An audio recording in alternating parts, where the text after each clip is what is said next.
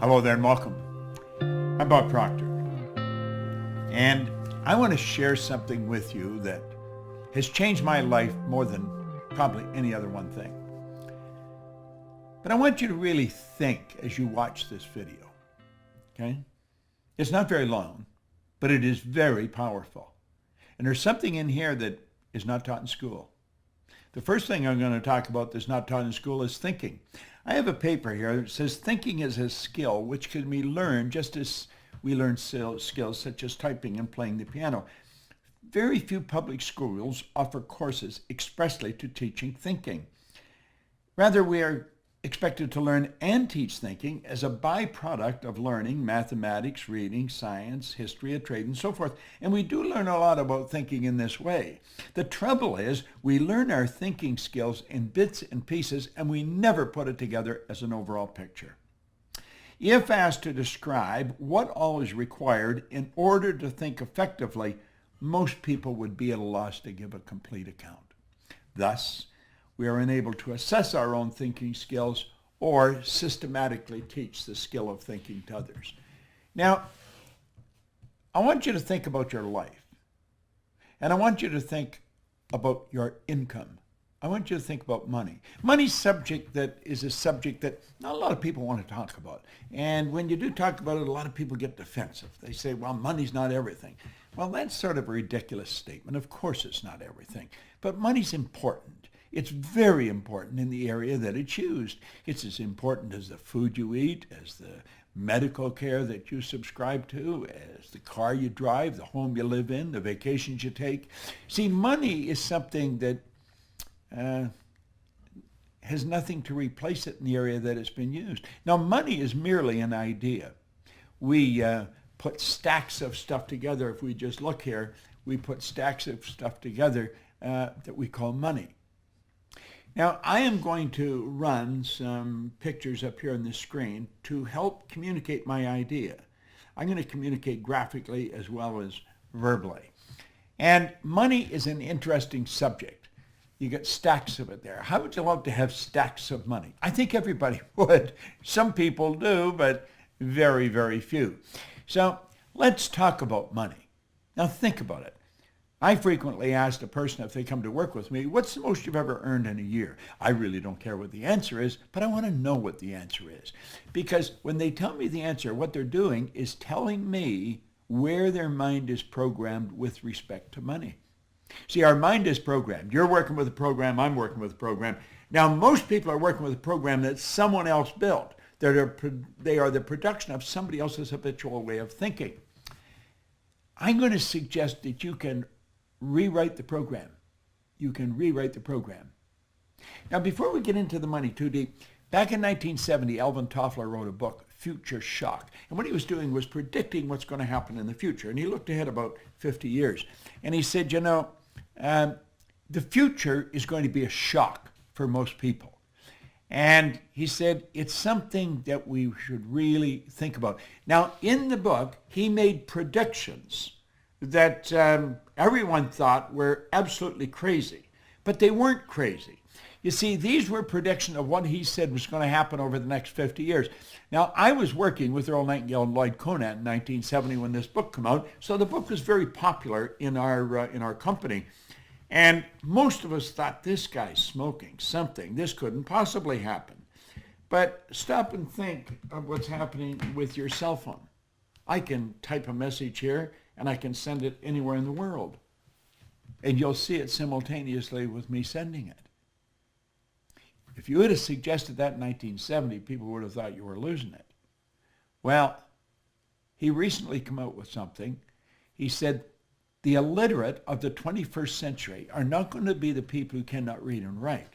The illiterate of the 21st century are going to be the people who cannot learn, unlearn, and relearn. They're going to be the people who cannot learn, unlearn, and relearn. That's called changing your paradigm. And I want to share some information with you. If you've already got it, it's really good to hear it again. If you haven't got it, you're going to love it because it's about money, okay? And it's really about how to create all you want. You have to have multiple sources of income. You can go back to the ancient Babylonians, as far back in ancient history as you can go, and you're going to find that the wealthy people all had multiple sources of income. Now, I want you to think about these figures that you're looking at here. 3% of our population are earning 97% of all the money that's being earned. And everybody says that's unfair. Well, it's based on a law. That's really what it's based on. Our income is the harvest of our production. That's really what it is. But 3%. Now think of this for a moment. Some of those 3% are not very well educated insofar as we look at education. Some of them are functionally illiterate. They can neither read nor write. Now, some of them are absolutely brilliant. But you're going to find people that are absolutely brilliant that fall into the 97% category that have to split up 3% of the money that's earned. So why and how does this happen? Well, that's what I want to talk to you about. You see, you can become one of the 3%. Now, if somebody had told me that 55 years ago when I first got into the studying of this information, I would have thought they were dreaming. But my income went from $4,000 to $175,000 in a year. And it was based on the concept that I want to explain to you here. It's a very, very powerful idea. It really is. But what we have to understand is that the earning of money is something that doesn't happen by accident. You see, you can belong to this 3% group by creating multiple sources of income. Now, as I just said a minute ago, wealthy people historically have always had multiple sources of income. This isn't an accident. It's by design. You can design this. So I'm going to ask you to really pay attention here. And you probably want to watch this video a number of times. There is an absolute law governs compensation. We know that there's a law. If I let this go, you know it's going to fall. If I let this go, it's going to fall. It's not going to go up. It has to go down. It has to go down. That is an absolute law. It's called the law of gravity. That's a law of the world. Well, the law of compensation is a law. And it's very exact. I want you to really pay attention to it because this law clearly states that the amount of money you earn is in direct ratio, it's in exact ratio to the need for what you do, your ability to do it, and the difficulty there is in replacing you. So let's look at these 3 points one at a time. It's based on the need for what you do. You see, in my particular business, there's the opportunity to earn millions of dollars, and I have earned millions of dollars. Not because I'm smarter than the next guy, not because, there's an emotional or capricious God said, I think we'll let Bob have a turn. And it's not because I'm lucky. It's because I find myself in a field where there's a tremendous need for what I do. I help people become aware of what they're capable of doing. I help people understand how they're programmed and how to shift that paradigm. That's essentially what I do. And there's a phenomenal need for that. We have people coming into our business every day. We train people to do this. But there's a tremendous need. I've worked in Shanghai, in Kosovo, in Bucharest, in Buenos Aires, in Rio de Janeiro, in Melbourne, Australia, in Singapore, all over Europe, all over South America, North America. Everywhere I go, there's a need for what I do. When you find a tremendous need, and then you develop your ability to fill it, you've got to become very, very good at filling the need.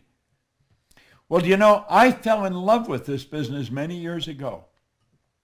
Now, I was fortunate enough to work with a man who was the best at what he did. Earl Nightingale was a broadcaster. Lloyd Conant was a great executive.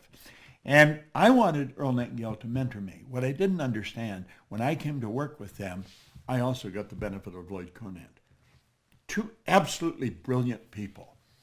Now, I watched them. They were the best at what they did. And they started the industry that I'm a part of. Personal development, personal direction. That's really what it is. Well, you've got to make up your mind you're going to get really good at this. You're going to become very good at it. And when you do, then you're very difficult to replace. Now, there's no such thing as an indispensable person. In fact, there was a great poem written on that one time about the indispensable man. It says, take a bucket of water and put your hand in up to the wrist. When you pull it up, The whole that remains is just how much shall be missed. You can stir all you want as you enter, stir up the water galore, but stop and you're going to find in no time it's much the same as before. Well, what they were getting across is there's no such thing as an indispensable person, but some people are very difficult to replace. And if you make up your mind you're going to get really good at this, I guarantee you can earn a lot of money. So that's where income comes from. Find anyone who has really mastered what they're doing. They're going to earn an absolute fortune. See, this is the law of compensation. So this is what you want to study. What do you want to do? You just want to focus on your ability to improve. Become a master at whatever you're doing. You see? Now, this is the focus. The money is the reward. This is the cause. The money is the effect. You see, you take care of the cause, the effect will always take care of itself. Now, let's look at it this way. We're going to talk about multiple sources of income. Not just one, but many. Now, I stumbled on this way back in the 60s. And when I stumbled on it, I thought, wow, this is really something. So you got the whole world in front of you there. You'll notice on the map, we got the whole world there, and you're sitting right in the center. You're placing yourself. Now, you could place yourself anywhere in the map. Place yourself wherever you are. But I'm saying you're in the center of the world. The whole world's around you. Doesn't matter where you are. You're in the center of the world. It doesn't matter. You could be in Mozambique, you're in the center of the world. You could be in Rio de Janeiro, you're in the center of the world. There's as much on your right as there is on your left. There's as much behind as there is in front. So then start where you are and you set up a source of income. Now, MSI is an acronym for multiple sources of income. MSI. Now, where you are is what you're earning right now. That's your present income. The MSI is an additional income. It's not another job. It's not a better job. It's not even a job. It's a source of income. See, money is reward received for service rendered. When I was sleeping last night, I was rendering service based on stuff that I did some time ago. Think of it this way. Think of some kind of a rock star. Think of Elvis Presley.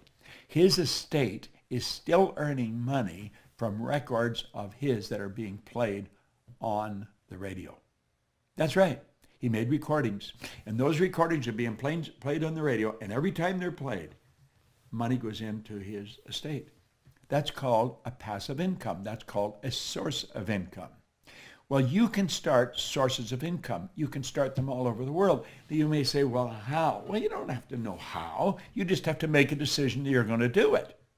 The how will come. Don't let the how trip you, okay? And once you get one going, then you get another one. And it may be in a related field right near where you are. See, I believe you can set up sources of income that are very closely attached to what you're already doing. And then you may go to the other side of the world and set one up. Now, as you get good at this, they're going to start popping up all over the place. You may say, well, I don't know how to do this. Well, of course you don't. Not to start with. I didn't know how to do it when I started. I didn't even know how to read very well when I started. I hadn't gone to school. I had 2 months high school. I had no business experience. But you know, I built a business all over the world. How did I start? I'll tell you exactly how I started. I borrowed $1,000. I bought a used forming machine and some buckets and mops. I started in the cleaning business. And I started by cleaning one office, washing the floor twice a month, $15 a time. Then I got another office at $65 a month. Now I'm up to $95. I was only earning $400 a month to start with. Do you know, one day I passed out on the street. I thought the answer was work harder, get another office to clean. But it didn't work that way. And I woke up and there's a big cop looking at me and there's people standing all around me and I see a stretcher and lights flashing. And it was a scary situation. I guess I'd passed out. I was exhausted. I thought the answer was work harder. That is not the answer. Hard work is never the answer. The people you know that work the hardest are probably the ones that are in the least. Now think. Really think. I got off by myself. I didn't let them take me to the hospital. I got up and I started to think. And I realized it was like something inside of me said, Bob, you're doing something wrong. And then another little voice said, if you can't clean all of them, don't clean any of them. Do you know over the next 5 years, I was cleaning offices in Toronto, Montreal, Boston, Cleveland, Atlanta, London, England. and the income was just rolling in from all over the place. Now, I'm not telling you to go clean offices. I'm telling you that I stumbled on something. It took me 10 years to find out what I was doing different. I had set up multiple sources of income. Now, I wanted to know how I changed. Why did I change? My income was over $1 million, and I didn't really know what I was doing different. I started to study. It took me 10 years, and I realized I didn't have one source of income. I had many sources of income. Now, as you set these up, you'll be asking, well, are they all the same size? Do you earn the same on all of them? No. Some of them won't even work. Some of them will die on you. There's so many ways of doing it. You could become a network marketer. You could become an online marketer. You could become an affiliate marketer. We have all kinds of affiliate marketers in our company. See, you want to make a decision that you are going to set up multiple sources of income. You don't have to know how. When you make the decision, you will start to attract how you're going to do it. Some of them will grow and some of them will die. But you know something? They all have one thing in common. They all flow into your bank.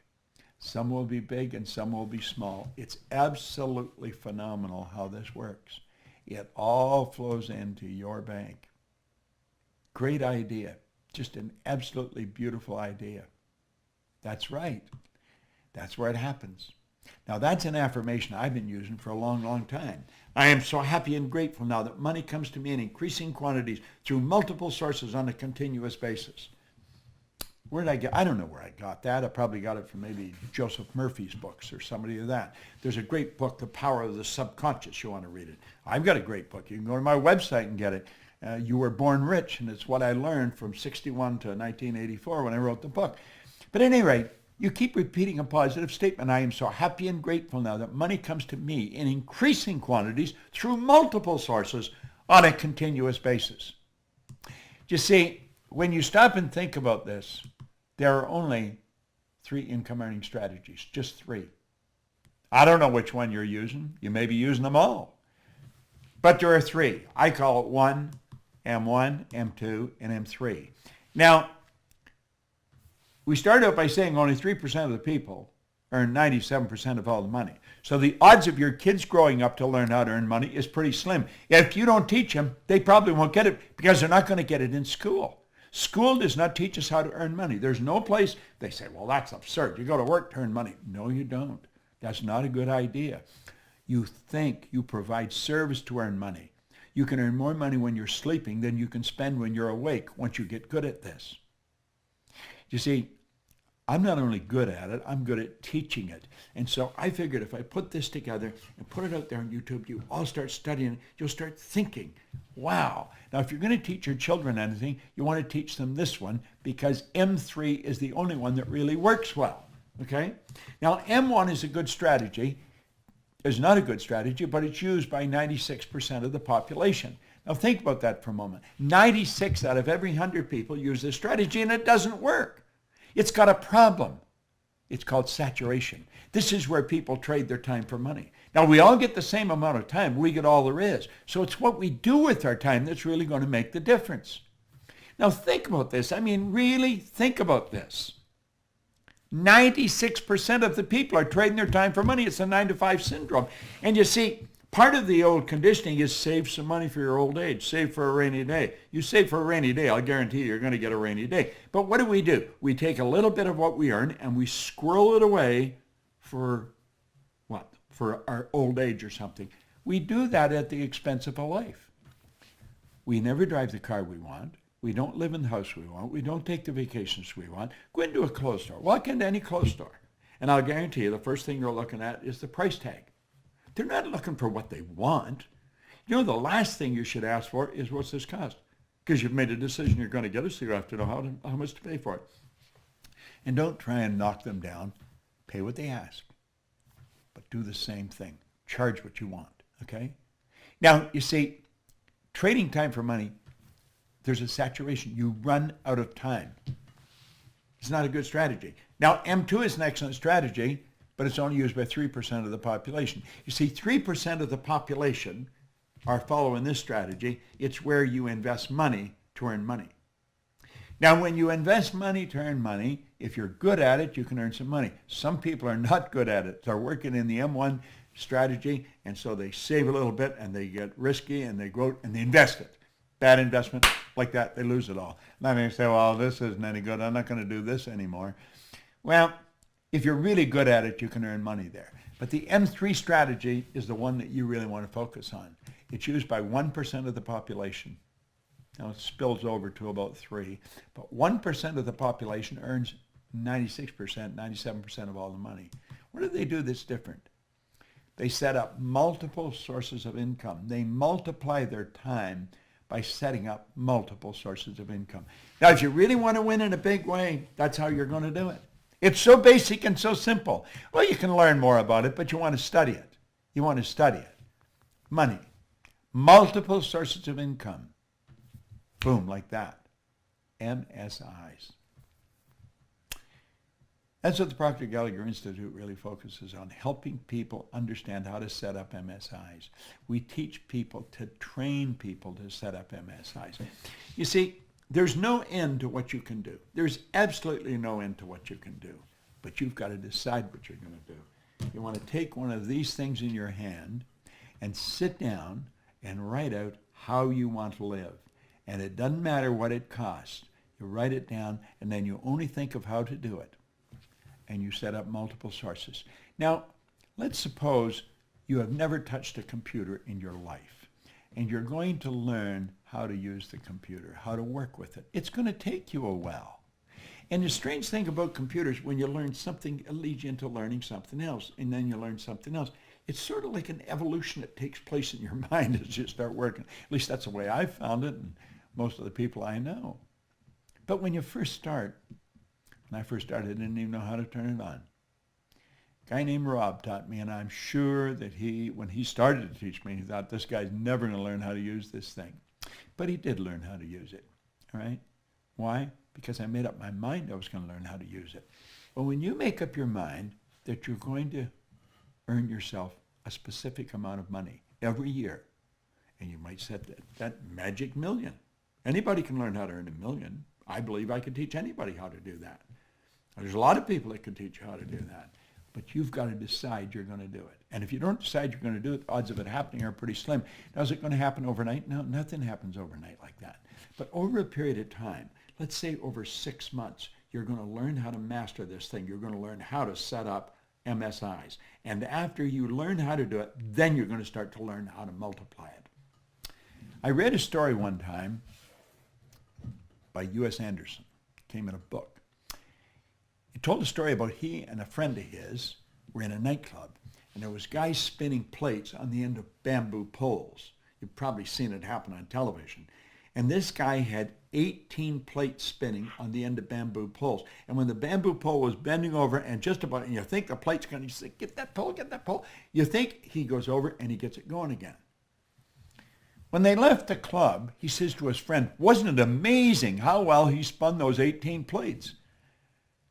And his friend says, what was amazing isn't how well he did it, but the fact that he did it at all. And Anderson said that started him thinking, how do you become an 18-plate spinner? He said, you learn to spin one plate. Learn to set up one MSI, and then 2. And maybe you'll become an 18-plate spinner yourself. MSIs. It's about Proctor.